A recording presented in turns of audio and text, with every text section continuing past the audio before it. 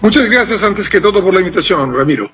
Efectivamente, el resultado electoral de Le Pen ha sido una derrota en el balotaje, ¿no? En la segunda vuelta. Sin embargo, como tú has dicho, se registra un incremento. ¿Eso qué quiere decir de votos a favor de la ultraderecha francesa? Quiere decir que efectivamente hay un gran malestar, sobre todo por la parte social de Francia, que vive esencialmente en áreas urbanas industrializadas y también en unas periferias no tan ricas, y ahí hay un mal humor hacia la conducción de la presidencia Macron de los últimos 5 años.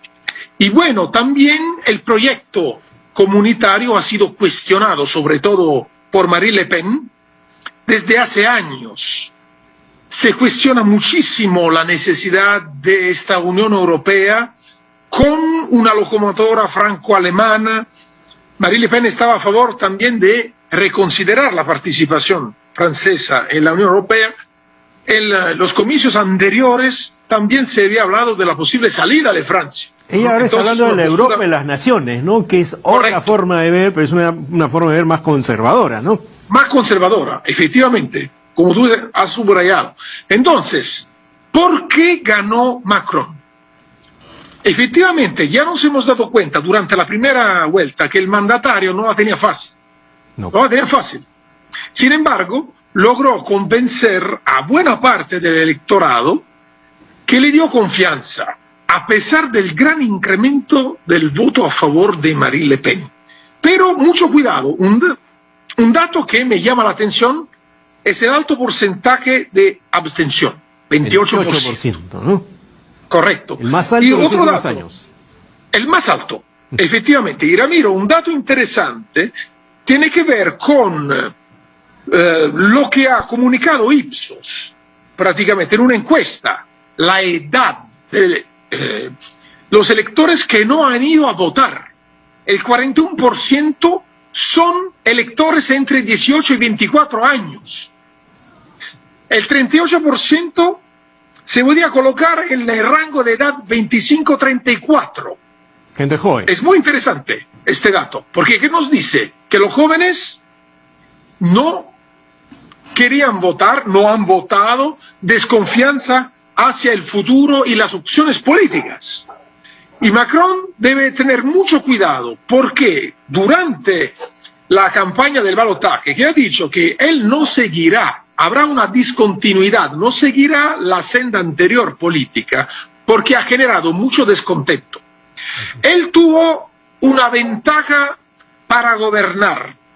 Si vamos a ver las elecciones anteriores, generales, tanto presidenciales como de la Asamblea Nacional, ¿qué pasó? Que Macron ganó las elecciones y al mismo tiempo obtuvo una mayoría abrumadora, una mayoría absoluta de los escaños. Su partido obtuvo esta mayoría en la Asamblea Nacional. Que ahora entonces, no es seguro, ¿no? Que es en correcto. 2 o 3 semanas, ¿no? No, un poco más. El punto es esto, en julio. En junio se va a votar por la Asamblea Nacional. Macron pudo prácticamente escoger él el primer ministro y gobernaba él solo. Por eso, muchos franceses han quedado así sorprendidos por la arrogancia del mandatario, que ha aprobado muchísimas reformas sin consultar la oposición y las partes sociales. Por eso que hemos tenido los chalecos amarillos. Así es. Recordará todas las protestas, sobre todo en los fines de semana en Francia. Y el mandatario tuvo que retroceder negociando con las partes sociales en muchos casos. Entonces, cuidado con lo que va a pasar con las elecciones de junio. Así es. ¿Por qué? Hay una gran desconfianza hacia un Macron arrogante. Los franceses podrían escoger de votar a propósito un voto razonado, la oposición, para determinar una situación de cohabitación. Como ocurrió hace unos años. Aquí hay un personaje que empieza a gravitar con fuerza, que es Jean-Luc Mélenchon, el candidato de izquierda de Francia Insumisa, un candidato de izquierda, no un socialista, porque el Partido Socialista ha quedado prácticamente pulverizado. Y Mélenchon es un candidato contradictorio también, porque en las elecciones anteriores no llamó a votar contra Le Pen, ahora sí, y ahora por pocos puntos no pasa a segunda vuelta, y luego del resultado del domingo, él prácticamente ha dicho que podrían ir detrás de asumir, no sé si él exactamente o alguien de Francia Insumisa, que es el movimiento, que ahora tiene otro nombre, ¿no? Asumir como primer ministro. ¿Podría haber una cohabitación entre Macron y la izquierda, esa izquierda que también lo detesta, o que parte de ella lo detesta? Claro que sí. Ahora el escenario electoral va a ser bien interesante, porque la lógica del balotaje a las elecciones presidenciales ya va a ser superada. Entonces, no es solo una contienda entre dos partidos y dos opciones políticas. La de Macron, ¿no?, más moderada, pero bastante de derecha, y una de extrema derecha, ¿no? Va a ser otro tipo la contienda electoral.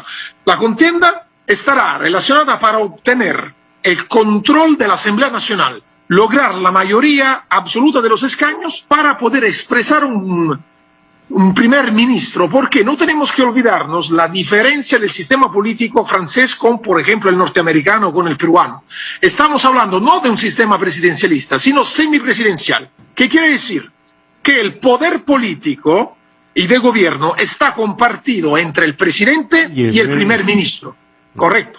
Nosotros hemos tenido casos de cohabitación, es decir, el presidente de un color, el primer ministro del color opuesto, dos veces en el periodo prácticamente de Mitterrand y presidencia de Chirac. Con Han sido casos Jospin, ¿no?, en esa época. más éclatantes. Correcto, con Jospin. Si no me equivoco, 1997-2002, con un socialista, correcto. Ahora, en este caso, el presidente tiene que limitarse, no gobierna solo él.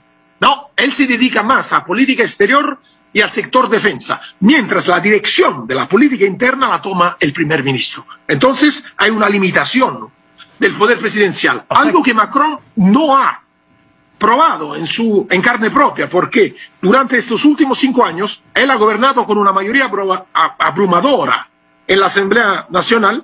Entonces prácticamente él escogía al primer ministro, gobernaba Macron. Ahora, sería bien interesante ver a un primer ministro de izquierda como Mélenchon, ¿no?, que es incluso más a la izquierda del socialismo francés, ¿no? Podría darse esa figura, y podría darse la figura que Mélenchon, que salió tercero, podría tener más capacidad de decisión que el propio Macron en algunos asuntos. Sí, así es, porque el primer ministro va a limitar de manera propio contundente al presidente, cuando no son del mismo color. Entonces ahora dependerá del electorado. Los electores, ¿qué quieran hacer? Porque si el miedo, ¿no?, del gobierno de extrema derecha ya ha sido superado, ahora el elector francés debe establecer qué quiere hacer. Quiere determinar una situación de cohabitación para limitar a Macron, que durante su primer mandato se ha demostrado un poco arrogante. La percepción de una parte de los electores franceses ha sido esta: un presidente que no escucha a la población, arrogante. Entonces, en este caso, votarán por una opción de este tipo, y Mélenchon podría ser el ganador. Podría su partido obtener una mayoría, Eso una mayoría sería absoluta. insólito, ojo, pero podría ocurrir. Pero ¿y qué pasa? Puede ocurrir. ¿Qué pasaría? Está dentro de lo posible que sea Le Pen la que gane la mayoría. También. Y eso sería más difícil todavía, una cohabitación entre Macron y Le Pen. Es más, Correcto. Marine Le Pen ha lanzado eso como lema de campaña para las parlamentarias, que tienen 2 vueltas, además. Eso, cosa que en pocos países hay, ¿no? Son 12 y 19 de junio, 2 vueltas las parlamentarias. Una cohabitación entre Le Pen y Macron sería menos viable que una entre Mélenchon y Macron. Dependerá mucho de respeto institucional. Porque, Ramiro, si vamos a la Constitución de 1958, que estableció el semipresidencialismo en Francia, nos damos cuenta que las atribuciones y las competencias, tanto del mandatario como del primer ministro, en parte están difuminadas a propósito. Porque cuando el primer ministro pertenece a la misma área política del presidente o al mismo partido, para entendernos, el presidente puede usurpar las funciones del primer ministro y hay una aceptación de esto. Gobierna el presidente. Cuando hay la cohabitación, Más difícil. esta posibilidad no se va a dar. Cuando hubo cohabitaciones del mismo Mitterrand, ¿no?, con Chirac, Chirac con Jospin, ¿qué ha pasado? Que a pesar de prácticamente no coincidir en nada, tanto el presidente como el mandatario se respetaban desde el punto de vista institucional. ¿Qué podría pasar en el caso de un Mélenchon o de una Le Pen, Marine Le Pen como primera ministra? No lo sé, honestamente, es un escenario posible que hay que considerar. Ahí se puede abrir un abanico de posibilidades. Pero Limitaciones de los poderes y choques también, Ramiro, hay que considerar el choque adentro del Ejecutivo que podría darse. Se puede venir entre el mandatario tenso, y el primer ministro. Ahora, te quería preguntar algo ya más de orden global y para ir terminando, porque el tiempo en televisión es un poco tiránico, ¿no?, autocrático. ¿Qué impacto tiene la victoria de Macron en relación con la invasión rusa a Ucrania, con la presencia de la Unión Europea en la región? Porque claro, Alemania y Francia son las dos grandes locomotoras de la Unión Europea, y el papel de Macron ha sido central, ha sido el que ha, en cierto modo, calmado las aguas, ha tratado de mantener el lazo con Putin, ha criticado a Estados Unidos cuando Biden se fue de verbo.